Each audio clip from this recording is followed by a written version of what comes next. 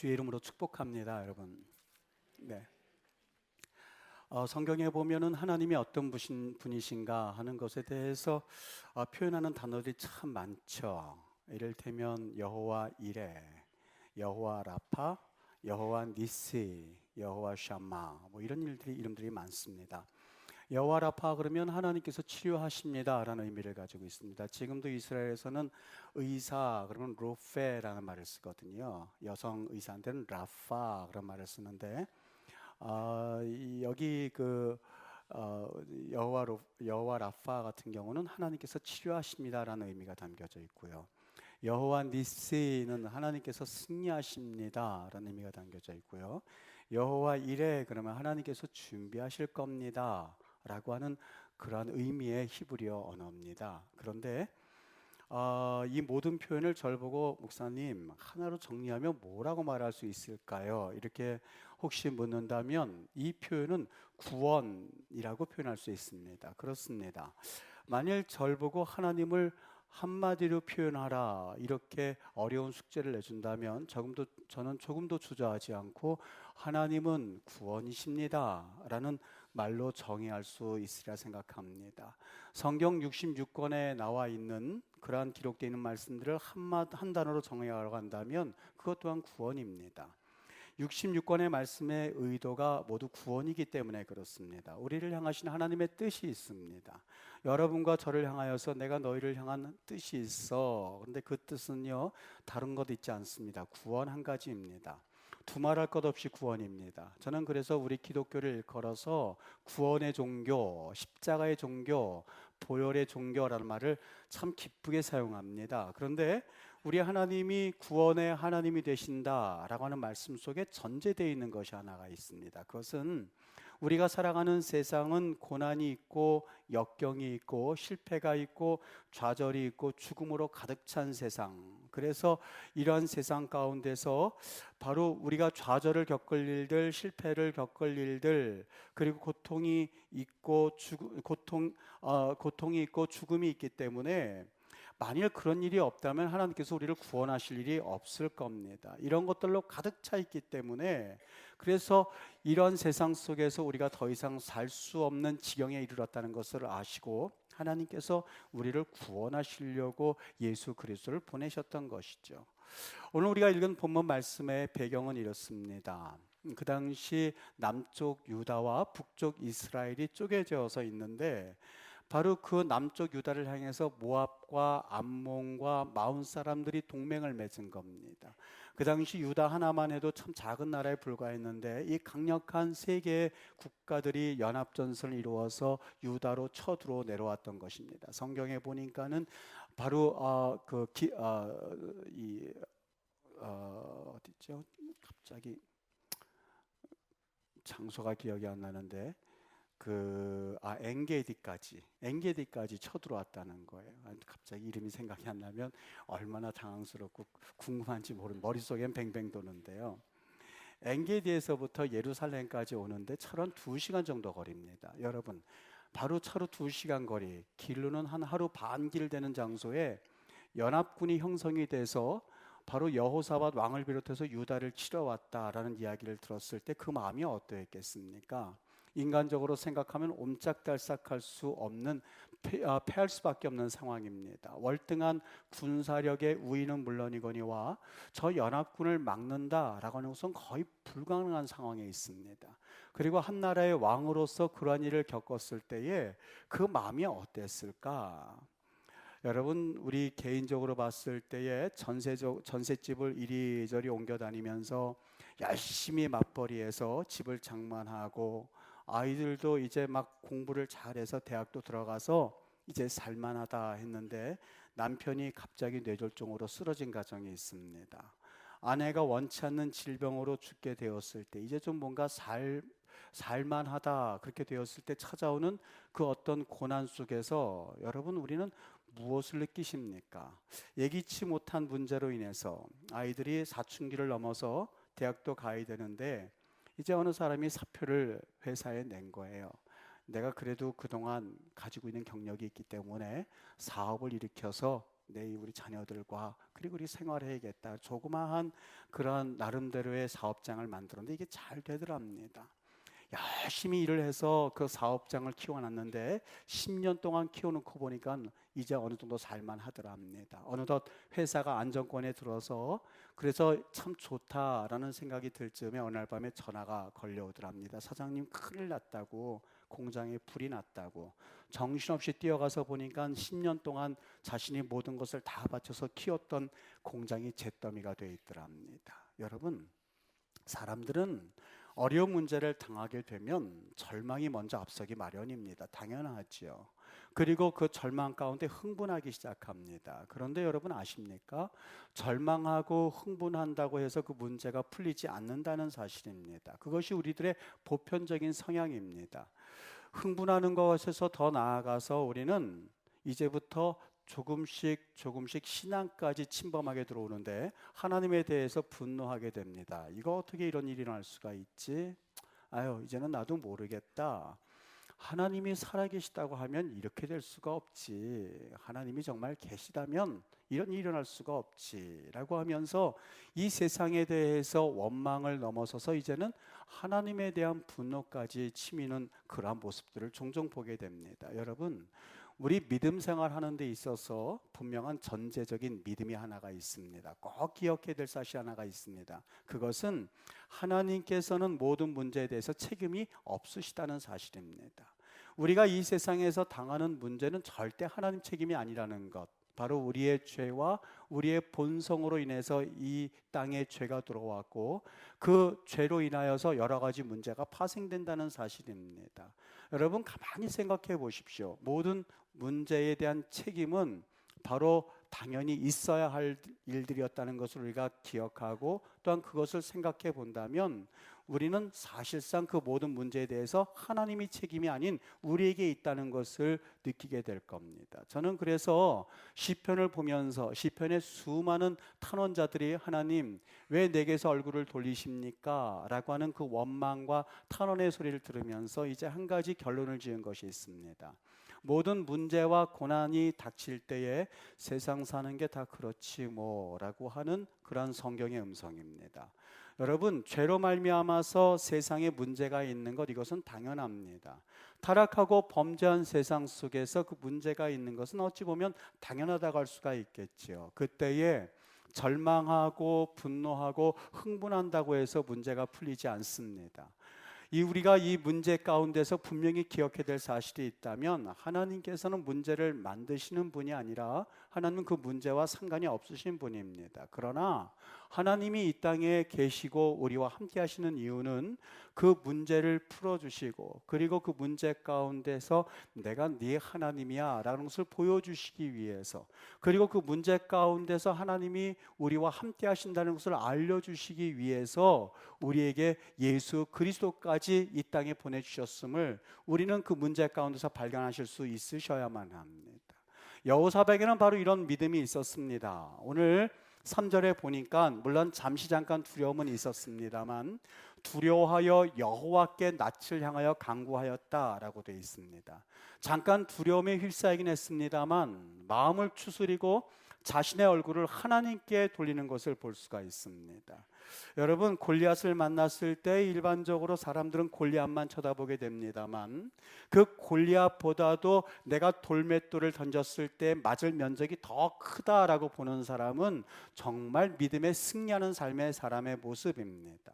여러분, 문제가 있었을 때 골리앗이라고 하는 문제가 닥쳐올 때에 골리앗을 바라보고 두려워 떠는 것은 물론 그럴 상황 또한 그런 것은 어떻게 보면 당연하다 할 수가 있습니다만 진정 우리가 관점을 조금만 달리하면 그 골리앗이 크다 보니까 돌을 던지면 맞을 면적이 더 크다라고 보는 것은 얼마나 중요한지 모릅니다. 문제와 사건 속에서 어느 관점에서 바라보느냐라고 하는 것은 우리가 인생을 살아가는 데 있어서 성공 여부에 가장 중요한 가늠대가 되기 때문에 그렇습니다. 여러분 아실 겁니다.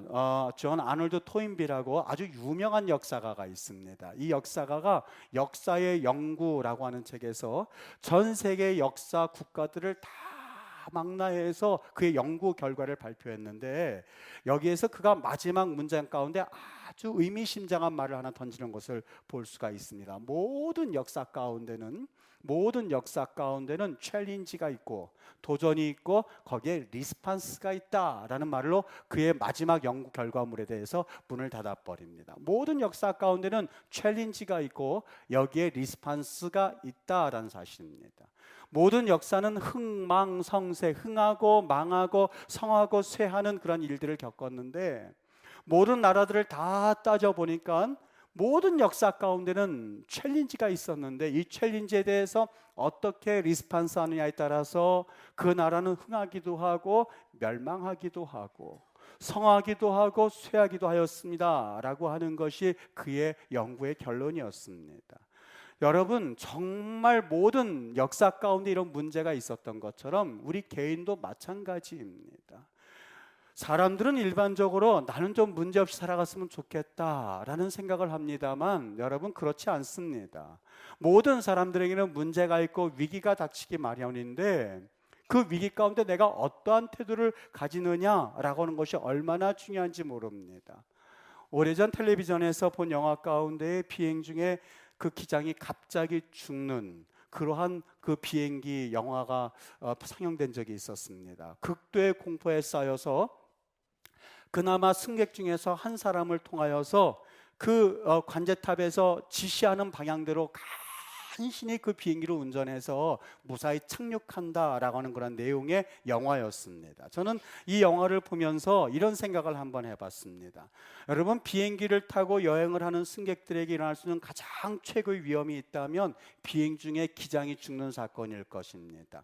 그렇기 때문에 사실 조종사가 죽는다든지 아니면 조종사가 없는 비행기를 타고 비행을 하는 것은 사실 상상조차 할 수가 없습니다. 만일 그런 일이 일어난다면 여러분, 우리가 어떻게 비행기를 탈 수가 있겠습니까? 여러분들이 비행기를 탈 때 저 조종사가 나를 무사히 저 목적지까지 데려다 주겠지라고 하는 그러한 아주 기본적인 믿음이 있기 때문에 탑니다.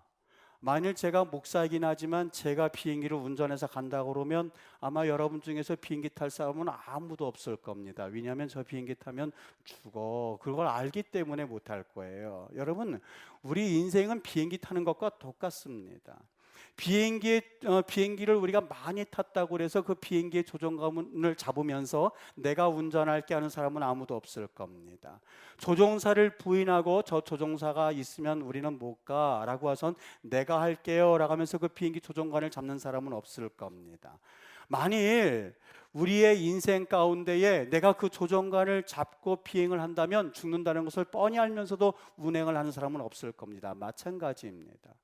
우리 인생이 초조하고 근심이 있고 불안하고 그리고 여러 가지 염려와 근심이 있는 이유가 한 가지 있습니다. 내 인생의 조정이 되어주시고 내 인생의 조정관이 되어주시는 하나님이 있습니다라는 그 아주 기본적인 믿음이 없기 때문에 그렇습니다. 하나님께서 운전해 주시기보다는 그 조정관을 내가 붙잡고 있기 때문에 우리는 하루하루를 염려하고 근심하며 살아가는 그러한 모습입니다. 여러분, 정말 믿음이라고 하는 것은 내 조정관이 하나님이 잡고 있습니다 하는 것을 믿고 나가는 것이 바로 믿음입니다. 바로 예수 그리스도께서 이 땅에 오셔서 나를 위해서 십자가에 못 박혀 죽으시고 그리고 나를 구원하시기 위해서 오셨고 바로 이 순간에도 하나님이 나를 구원해 주실 거야 라고 믿는 가장 기본적인 믿음만 있다면 우리는 사실 우리의 인생의 비행기를 안전하고 쾌적하게 비행기 안에서 텔레비전을 보는 것처럼 그렇게 걸어가게 될 겁니다. 그래서 우리 성경에서는 우리에게 그런 이야기를 종종 말씀해 주셨어요. 내 짐을 여호와께 맡겨버리라. 너를 붙드시고 의인의 요동함을 영영히 하나님께서 허락하지 아니하시리로다 라고 했습니다. 잠언서 16장에선 너의 행사, 네가 행하고 일하는 모든 것들에 대해서 밤새 근심하고 끌어안아라 라고 말한 것이 아니라 네 행사를 여호와께 맡겨라. 그것을 던져버려라. 그분이 조종하게 하여라. 그리하면 너의 경영하는 것이 이루어지리라. 베드로전서 5장 7절에 너의 염려를 네가 끌어안아라가 아니라 내 염려를 다 주께 맡겨버려라. 이는 저가 너희를 권고하심이니라 라고 말씀했습니다. 심지어는 예수님께서 우리에게 부탁하셨습니다.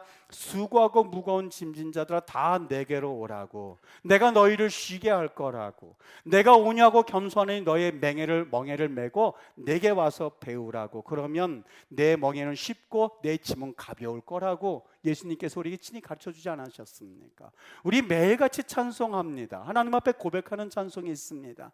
내 모든 시험 무거운 짐을 주 예수 앞에 아뢰이면 근심에 쌓인 날 돌아보사 내 근심 모두 맡으신다고요.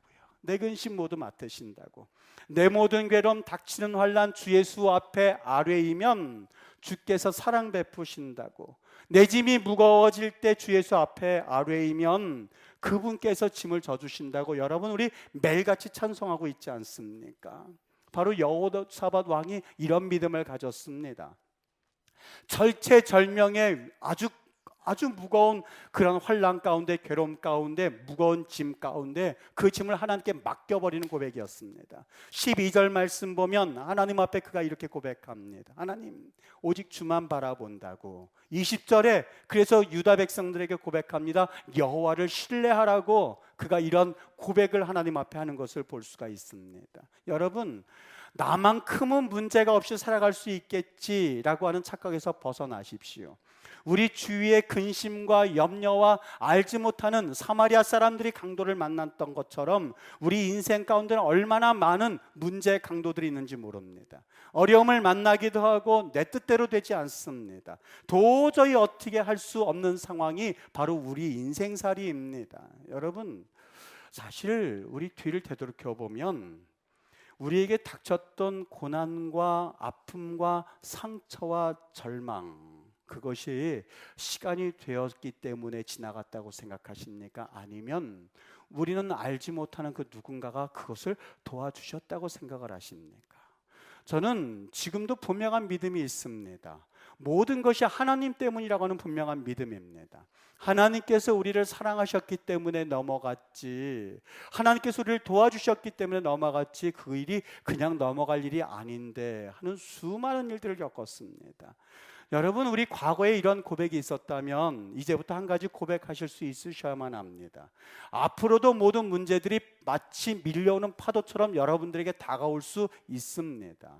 여러분, 물론 힘들지 않은 것은 아니지만 그렇다고 해서 그 문제로 인해서 여러분은 죽지는 않을 겁니다.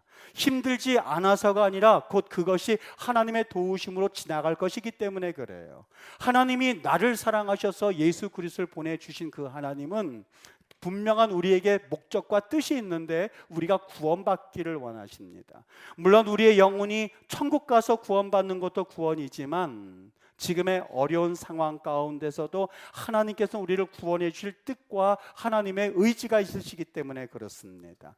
그렇기 때문에 구원이 우리에게 있는 것이 아니라 구원이 하나님께 있음을 믿으실 수 있으셔야만 합니다. 왜요? 그분이 우리를 사랑하기 때문에 그렇습니다.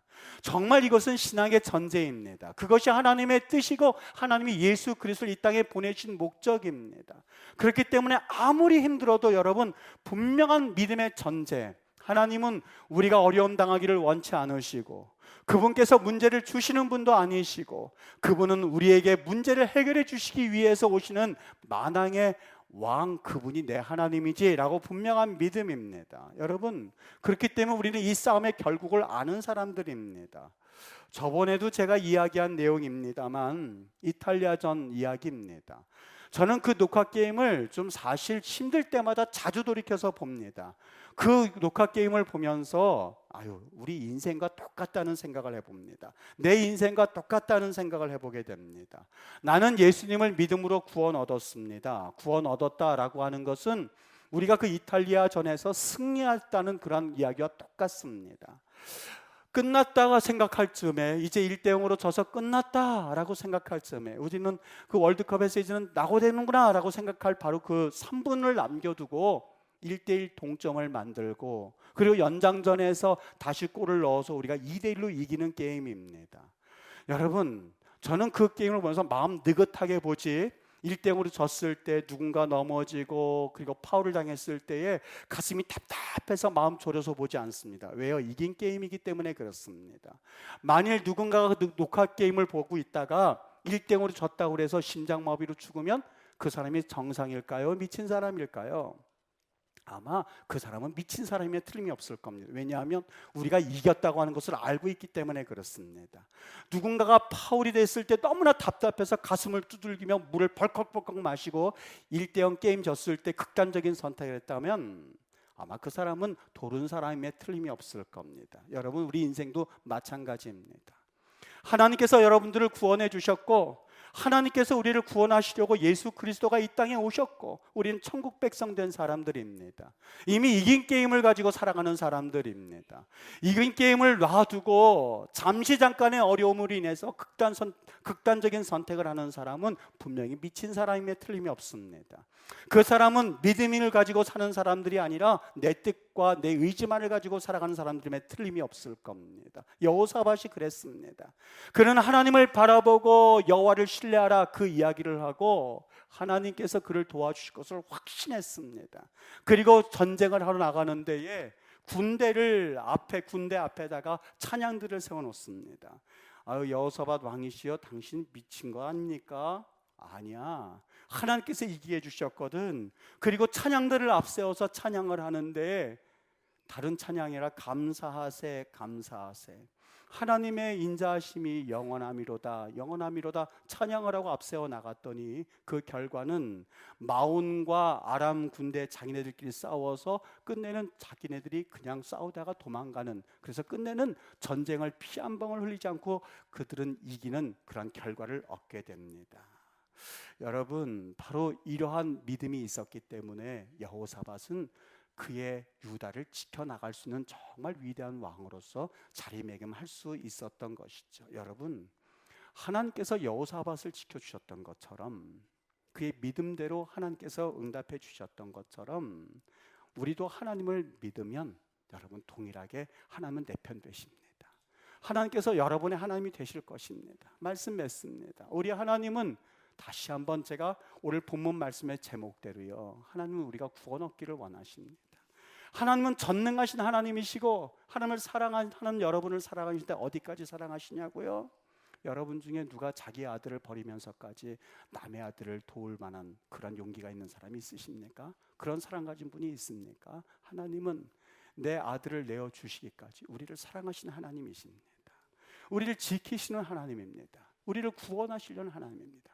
문제를 주시고 그것을 시험하시는 하나님이 아니라 우리의 죄로 인해서 문제가 생겼지만 하나님께서 나 바라보면 너희 살거든, 그 메시지를 주시고 지금도 어제나 오늘이나 동일하게 내 문 바깥에서 마음의 문을 두드리면서 그 문을 열고 그로 더불어 먹고 그는 나로 더불어 먹으리라는 것을 주님께서 알려주기를 원하시는 하나님입니다. 다윗은 말합니다. 내가 누워 자고 깨었으니 여호와께서 나를 붙드실 거라고. 천만이 나를 둘러쳤다 한다 할지라도 나는 두려워하지 않을 거라고. 여러분, 이 고백이 여러분과 저에게 있게 되기를 바랍니다. 오늘 이 시간에 나 오늘 오지 못할 예배 왔습니다. 너무너무 힘들게 왔습니다. 한 주간 또 어떻게 살아야 될지, 한 달을 어떻게 살아야 될지 참 막막합니다 하는 분들이 있으십니까? 여러분, 그 문제가 결코 가벼워서 드리는 말씀이 아니라 그 문제보다 정말 크신 하나님을 한번 바라보십시오. 그 하나님은 여러분을 사랑하시고 그 사랑하시는 하나님께서 여러분을 구원할 의지를 가지시고 오늘도 마음을 놓고 하시는 이 하늘의 음성을 들으시고 여러분 다시 한번 용기를 얻어서 한 주간을 다시 한번 살아가십시오. 하나님이 도와주실 것이고 하나님이 함께 하실 것이고 하나님께서 우리 하나님이 되심을 믿으시고 담대하게 주님 앞에 오늘 여호사밧 왕처럼 하나님 앞에 믿음의 승리를 경험하실 수 있게 되기를 예수의 이름으로 간절히 축복합니다. 축복합니다. 기도하겠습니다.